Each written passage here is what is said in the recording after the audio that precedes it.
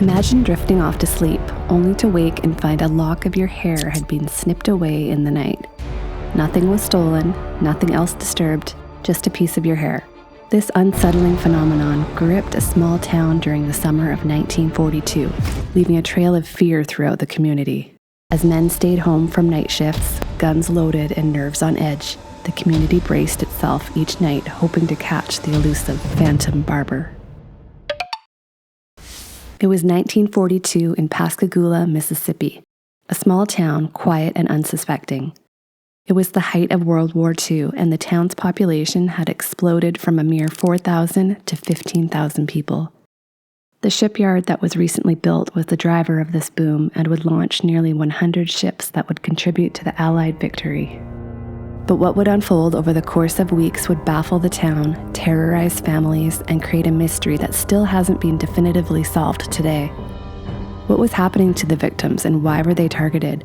Was it an act of a madman or something far stranger?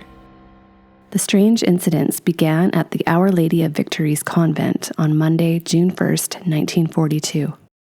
3 young girls lay fast asleep under the care of Sister Camille. 10-year-old Mary Evelyn Briggs was jolted awake by a man looming over her playing with her hair. When the creepy man saw that she had awakened, he dropped the lock of hair he had just snipped and slowly backed away with his finger to his mouth, saying, "Shh." Mary Evelyn screamed for Sister Camille. The intruder jumped out the window and ran into the darkness.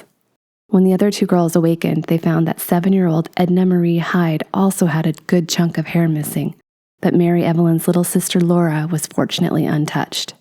At first, this seemed like a bizarre, isolated incident, but that was about to change. Within days, the Phantom Barber struck again, this time targeting a family home. Friday, June 5th, 6-year-old Carol Peaty became the barber's next victim. Carol's mother was away and her father was asleep, leaving her and her twin brother David under the care of Mr. and Mrs. Henshaw.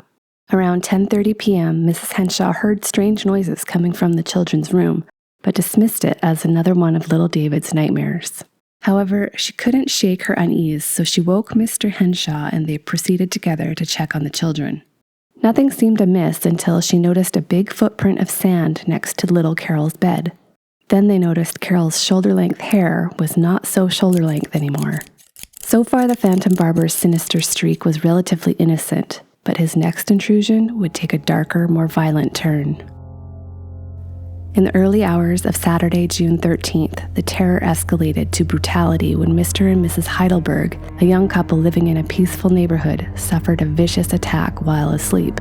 The intruder crept into their room undetected, bringing with him a heavy 2.5-foot iron pipe. Mrs. Heidelberg was the first to wake, jolted by a sudden, brutal strike across her mouth, which shattered her front teeth and left her dazed. As she tried to escape, the intruder struck her shoulder, ensuring she was immobilized. The sounds of the attack woke Mr. Heidelberg, who instinctively raised his arm to defend himself, but the attacker delivered a powerful blow, nearly shattering his arm. Struck again on the head, he fell unconscious, leaving his wife defenseless. The assailant returned to Mrs. Heidelberg, hitting her several more times before placing the blood-stained pipe on the bed and fleeing out the window, leaving valuables untouched and a haunting reminder that his motive was far more sinister than robbery. When Mrs. Heidelberg regained consciousness, she called the police, who arrived too late to apprehend the assailant. The couple was rushed to the hospital. Mr. Heidelberg, who was treated for deep gashes and a severely bruised arm, was quickly discharged, while his wife remained under medical care. By now, the entire town was gripped by terror. People were locking their doors, sleeping with guns by their sides, and forming neighborhood watches. In the following days, more prowling incidents were reported. At one home, a window screen was cut, but no one entered. At another home, a shot was fired at a prowler seen lurking outside. Everyone in Pascagoula was on edge. After a short lull, the Phantom Barber struck again for his final unsolicited hair trimming. He crept into the home of Mrs. Taylor, gently cutting her hair as she slept peacefully.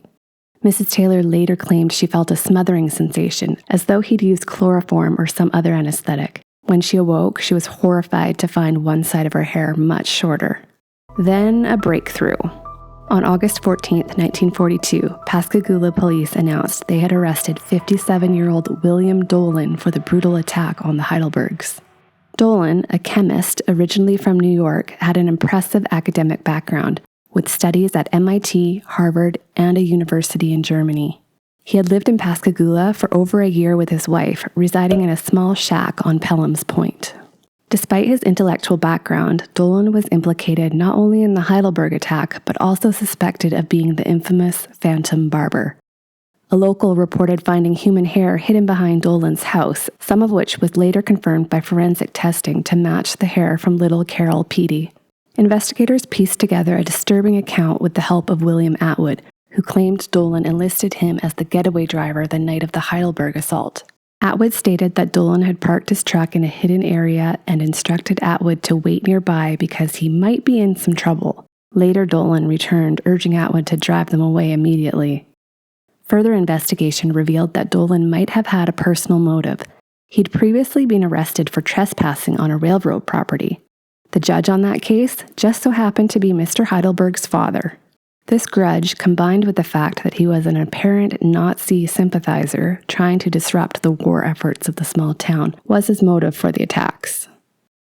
Despite the mounting evidence, Dolan maintained his innocence, claiming that his truck had been undergoing repairs on the night in question, making it impossible for him to have used it in the attack. He insisted the attacks were the work of a homicidal maniac and predicted that the real culprit would strike again. Dolan stood trial on November 18th and was found guilty within 2 hours for the violent attack on the Heidelbergs. The judge sentenced him to the max of 10 years and said this was one of the most brutal crimes in his experience. Though Dolan was suspected in the strange hair-clipping incidents, he was formally charged only for the brutal assault on the Heidelbergs. Evidence for the hair thefts wasn't strong enough for the prosecution, leaving those cases technically unsolved. To this day, the case remains one of the most bizarre and unsettling mysteries of the time. Was William Dolan really the Phantom Barber? The people of Pascagoula will likely never know for certain, but the tale of the Phantom Barber endures, a chilling reminder of the strange and sometimes terrifying events that can unfold in the dead of night. Thanks for watching. If you like unpacking the past, check out this bizarre story of a town being completely consumed by thick, sticky molasses.